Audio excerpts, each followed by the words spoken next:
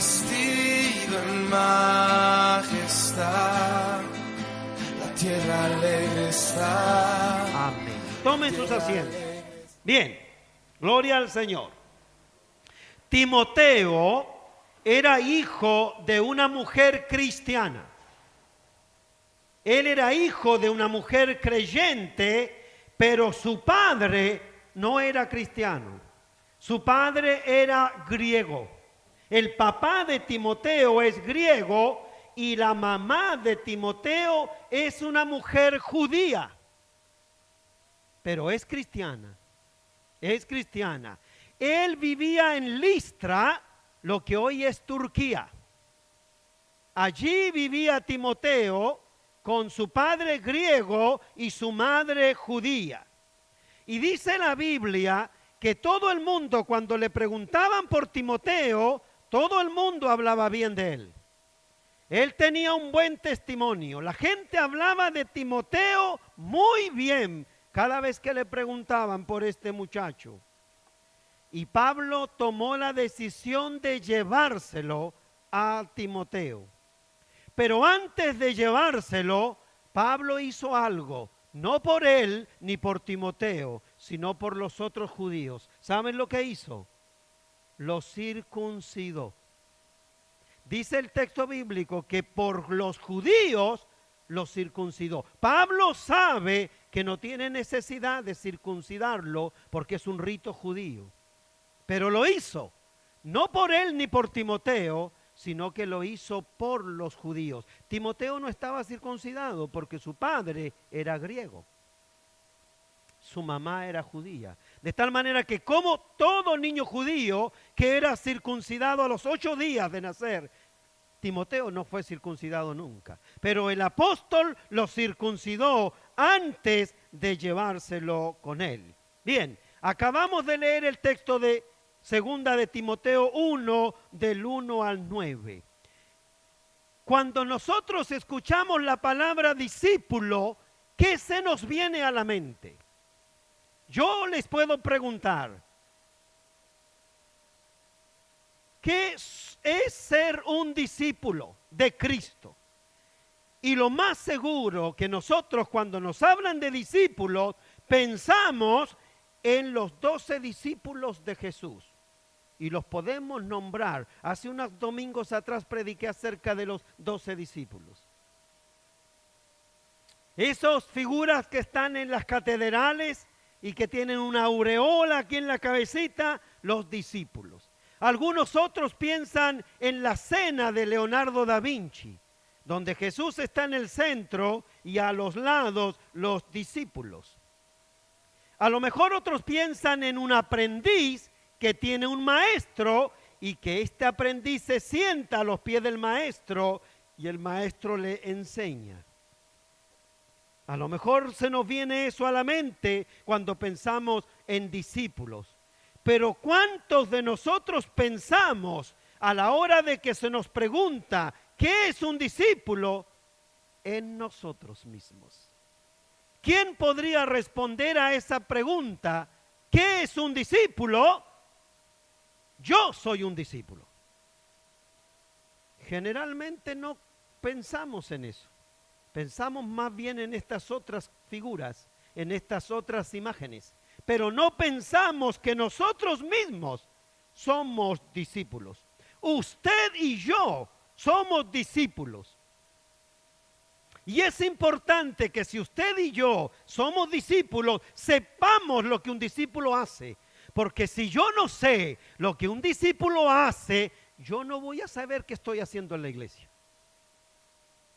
Si yo no sé lo que un discípulo tiene que hacer, un discípulo de Cristo tiene que hacer, yo no sé qué voy a hacer aquí en la iglesia. Bien, quiero decirles esto.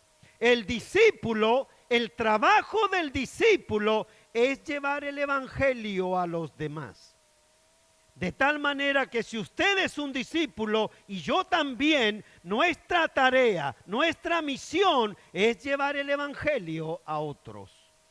Jesús, antes de ascender, le dio esta tarea en Mateo 28 a sus discípulos. vayan por el mundo, prediquen el evangelio a toda criatura, vayan, enseñen, bauticen y hagan discípulos. De tal manera que la tarea de un discípulo es predicar el evangelio a otras personas y que ellos sigan a Cristo. Cuando yo sé lo que un discípulo es, yo sé lo que tengo que hacer en la iglesia. Ser un discípulo no es coleccionar decisiones por Cristo. Ser un discípulo no es conformarse con que alguien diga, acepto a Cristo y hago la oración del pecador y ya yo estoy haciendo mi trabajo de discípulo. Eso no es ser un discípulo.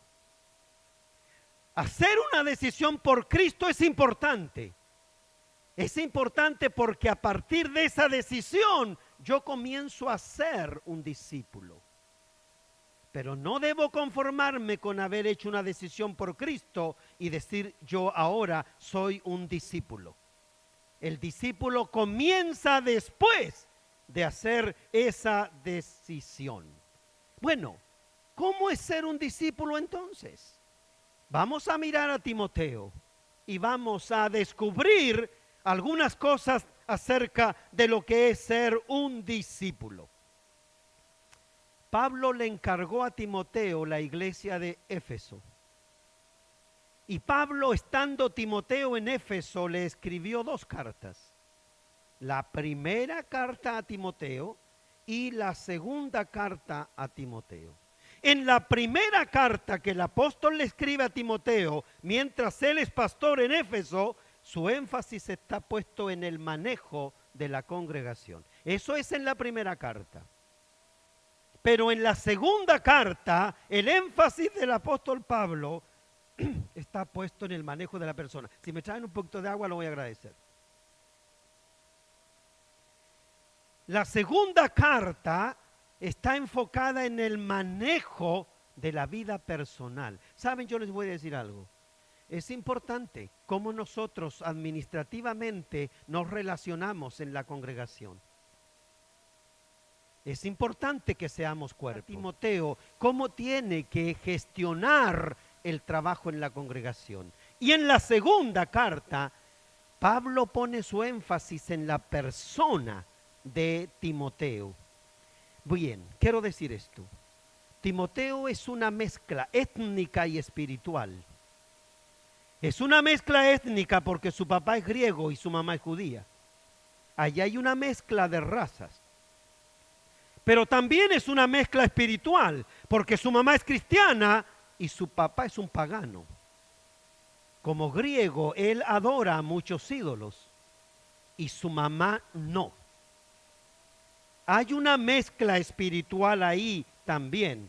Y Timoteo desde niño vivió con esa tensión de tener un padre griego y de tener una mamá cristiana. Hay algunos de ustedes que dicen, mi papá es católico, pero mi mamá es evangélica. O al revés, mi papá es evangélico, pero mi mamá no. Y cada uno tiene su propia religión. Ustedes han vivido, algunos, esa tensión desde niños, porque algunos de sus padres han sido católicos y otros han sido evangélicos. Timoteo está viviendo esa misma tensión que hemos vivido algunos de nosotros también. Hay una lucha en Timoteo de lo confesional que pone su madre, de lo valórico que pone su madre, de la fe que pone Eunice y también su abuela Loida. Pero por otro lado está su padre que es griego. ¿Saben? Loida y Eunice aman al Señor y le han enseñado a Timoteo a amar al Señor.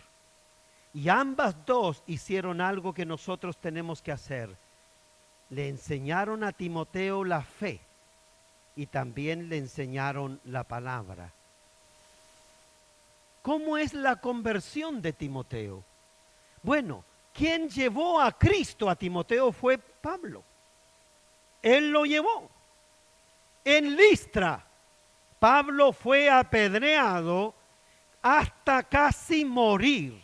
Hay algunos teólogos que piensan que Pablo sí murió cuando fue lapidado en Listra. Porque hay una parte en la que el apóstol Pablo dice, no sé si soy yo o es otro, pero conozco un hombre que subió al tercer cielo y vio la gloria de Dios.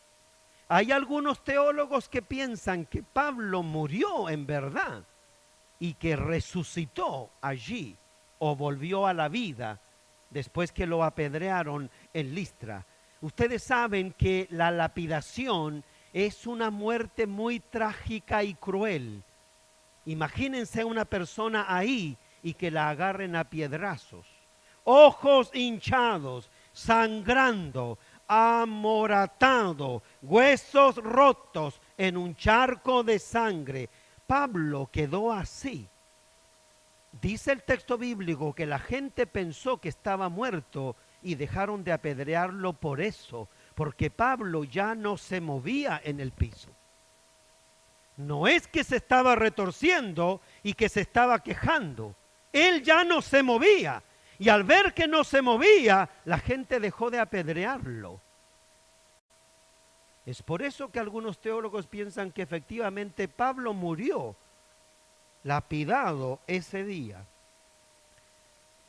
Después de eso que Timoteo vio, Pablo le va a preguntar a Timoteo, ¿todavía tienes ganas de ser discípulo? Después de lo que viste. En el capítulo 3 de segunda de Timoteo, verso 10 y verso 11, el apóstol le escribe a Timoteo y le dice, pero tú has seguido mi doctrina, has seguido mi conducta, propósito, fe, entereza, amor, paciencia, persecuciones, padecimientos, como los que me sobrevinieron en Antioquía, en Iconio, en Listra, persecuciones que he sufrido y de todas me ha librado el Señor. Tú me conoces, Timoteo, le está diciendo Pablo. Tú conoces mi doctrina, tú conoces mi conducta, tú conoces mis propósitos, tú sabes de mi fe, tú conoces mi entereza, mi amor, sabes de mi paciencia, sabes cómo me han perseguido y cómo yo he padecido. ¿Sabes lo que me pasó en Antioquía, en Iconio y en Listra? He sido perseguido, pero de todo Dios me ha librado. ¿Y todavía quieres ser un discípulo?, le pregunta Pablo a Timoteo. Hay un costo muy alto que el de verdadero discípulo tiene que pagar. En el capítulo 1 de Primera de Timoteo y en el verso 8, dice Pablo a Timoteo en su primera carta, por tanto no te avergüences de dar testimonio de nuestro Señor. No te avergüences de mí, preso suyo, sino participa de las aflicciones por el evangelio según el poder de Dios. ¿Qué le está diciendo Pablo a Timoteo? No te dé vergüenza que yo esté preso. No te dé vergüenza de mi testimonio. No te dé vergüenza de mí. Todo lo contrario, participa de las aflicciones por el evangelio. ¿Cuántos de ustedes y yo mismo en algún momento hemos tenido que participar de las aflicciones por causa del evangelio? Y el apóstol le dice, no te dé vergüenza eso. No te dé vergüenza cuando estés afligido por causa del evangelio según el poder de Dios. Les quiero decir esto. Muchos cristianos quieren ser discípulos, pero cuando estamos en primavera o en verano y cuando hay sol y hay abundancia. Pero ya no quieren ser discípulos cuando hay aflicciones, cuando hay sufrimiento y cuando hay dolor. Solo quieren ser discípulos cuando el día está bueno, cuando todo está bien. Y es por eso que tenemos iglesias débiles, porque viven por el evangelio fácil y el evangelio débil. El discipulado comprende también aflicciones. Los discípulos de Cristo también sufren. Los discípulos de Cristo también tienen sacrificios. No todo es color de rosas en el evangelio. Todos debemos pagar el precio de ser discípulos de Cristo. ¿Y por qué no debería ser así? No es nuestro precio, es el precio del evangelio. Es el precio que hay que pagar por ser discípulo de Cristo. Es el precio que el discipulado nos demanda a cada uno de nosotros. Cuando usted va a sacar un pasaje aéreo, llega a la oficina de la aerolínea y le dice, quiero ir a Santiago, pero quiero pagar 25,000 pesos nomás. Y voy a llevar una maleta con 30 kilos de ropa. Y voy a llevar también una cortapluma, un destornillador y una maleta de 15 kilos arriba en la cabina. La niña le dice, primero, el pasaje no vale 25. Segundo, no se permiten maletas con esos kilos de ropa que usted quiere llevar. Y ni destornillador ni cortapluma puede llevar. Si le gusta, bueno. Pero ese es el precio que pone la compañía. Usted verá si va en él.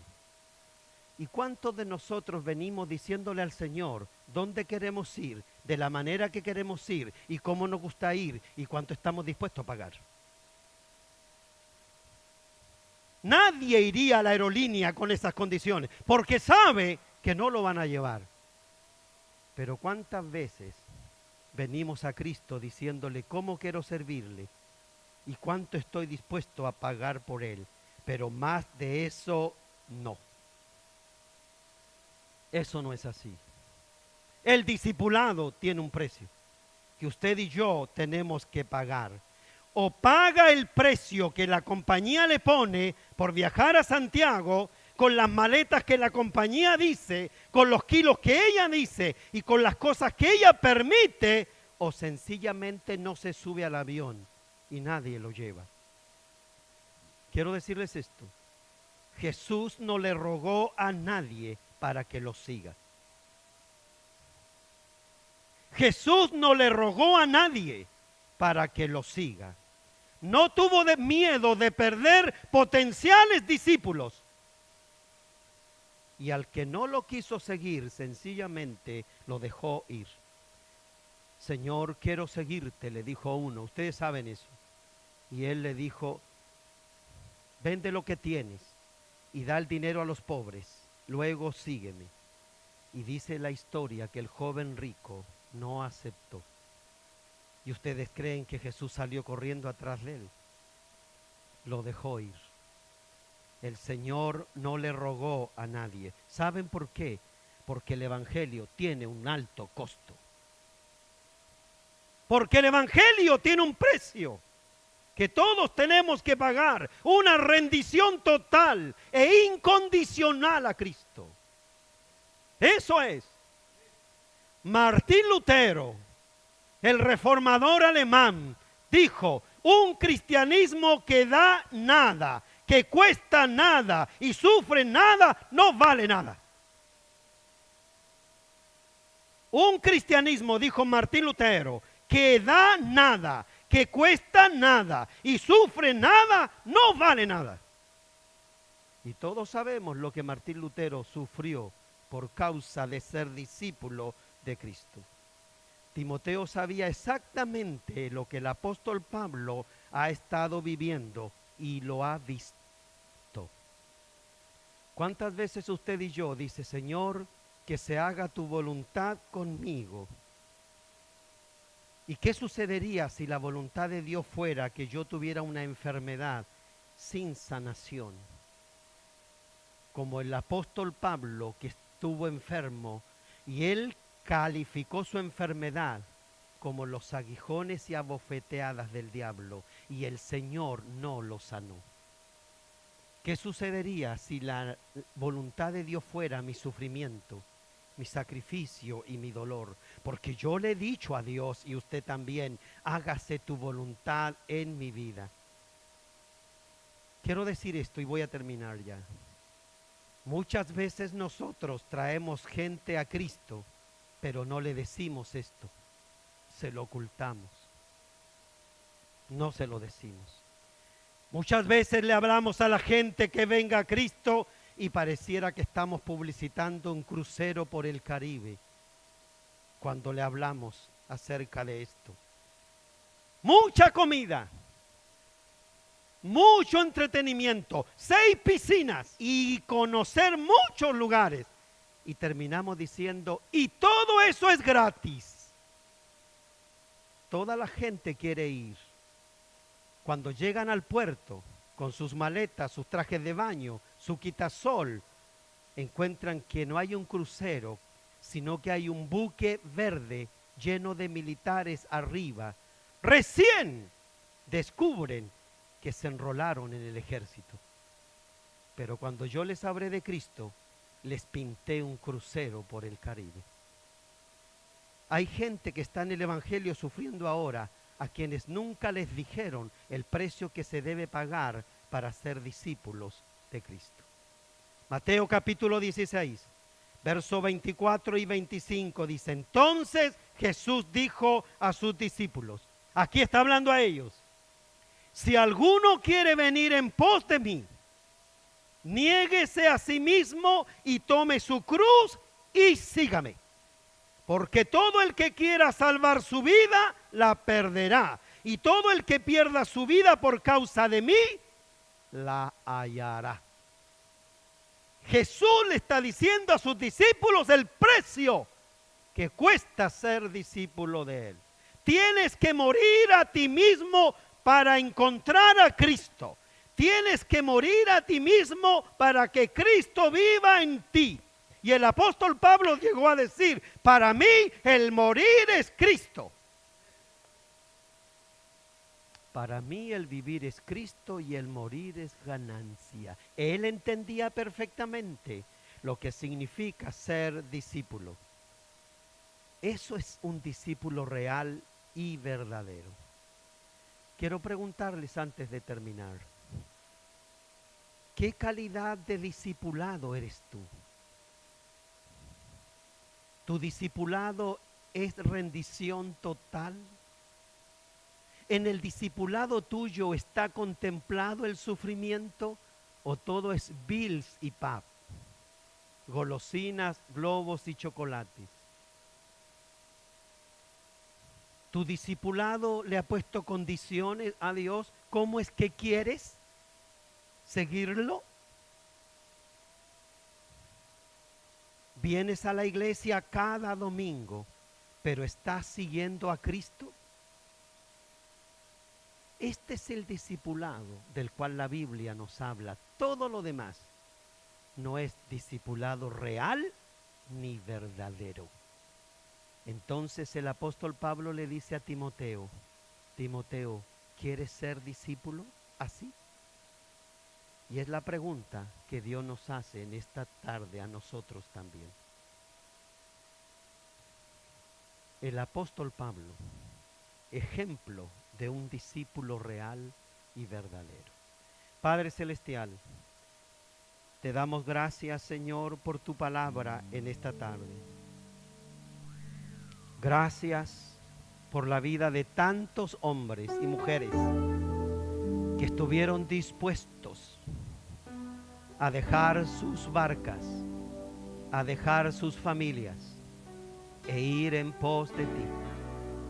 Hombres de quienes el mundo no era digno, vieron morir a los suyos y partir para no verlos nunca más. Y fueron discípulos de verdad. Nosotros no somos dignos de ellos. Señor, que tu Espíritu Santo nos dé la fuerza y el valor para estar en el lugar que tú nos necesitas, en las condiciones en las que tú nos necesitas. Perdónanos, Señor, porque hemos transformado nuestro discipulado en una fiesta. Nuestros mayores nos han hablado del sufrimiento que tuvieron que experimentar cuando trajeron el Evangelio. Con cuántos sacrificios se abrieron algunas de nuestras congregaciones y templos. Algunos los apedrearon, los calumniaron, se burlaron de ellos.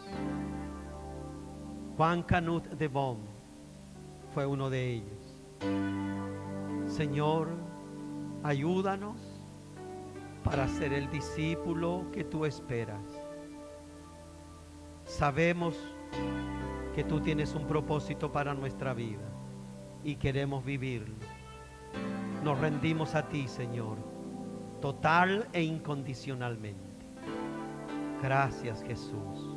Gracias, Santo Espíritu. Amén y amén. Gloria a Dios. Adoremos el nombre del Señor. Gloria a Dios, de quien somos discípulos.